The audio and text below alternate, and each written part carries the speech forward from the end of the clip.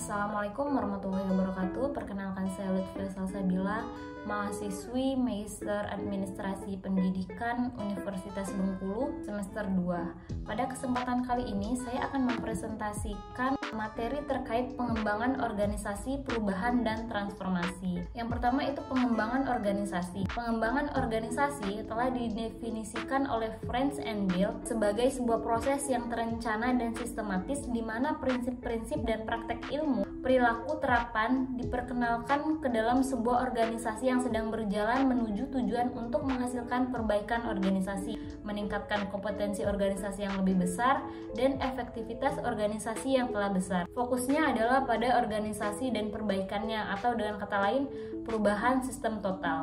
Orientasinya pada aksi pencapaian hasil yang diinginkan sebagai akibat dari kegiatan yang telah direncanakan. Untuk kegiatan yang dapat dimasukkan dalam program ini yaitu ada program pengembangan organisasi tradisional. Yang pertama itu penelitian tindakan, umpan balik survei, intervensi, konsultasi proses, intervensi pengembangan tim, intervensi konflik antar kelompok, dan intervensi pribadi. Untuk manajemen perubahan ialah pendekatan terencana dalam pengelolaan sebagai jenis perubahan di sebuah organisasi. Manajemen perubahan melibatkan proses identifikasi perubahan yang perlu dilakukan di dalam perusahaan, menyampaikan perubahan kepada seluruh anggota tim yang terlibat, serta memastikan perubahan tersebut bisa diadopsi dan sukses. Mengapa perubahan perlu dilakukan? Yang pertama itu ada faktor eksternal dan faktor internal.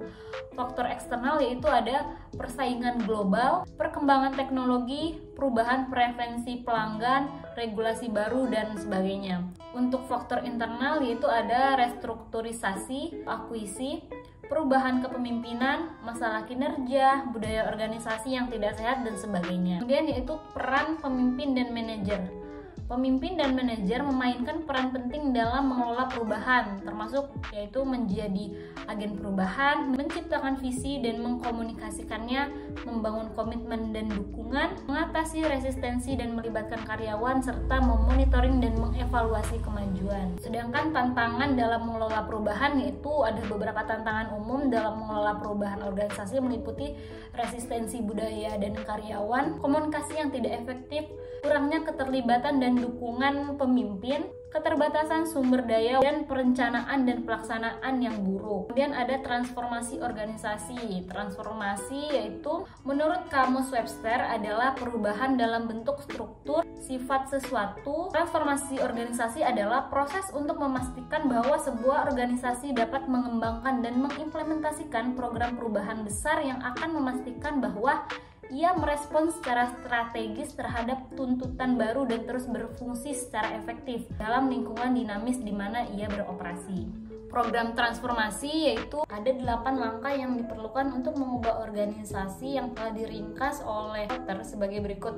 Yang pertama yaitu membangun rasa urgensi. Kedua, membentuk koalisi pemadu yang kuat. Ketiga, menciptakan visi, mengkomunikasikan visi, memberdayakan orang lain untuk bertindak, merencanakan dan menciptakan kemenangan, kemudian mengonsolidasikan perbaikan dan menghasilkan perubahan lebih banyak, dan yang terakhir melembagakan pendekatan baru. Perencanaan dan implementasi perubahan. Proses perubahan organisasi melibatkan beberapa tahap.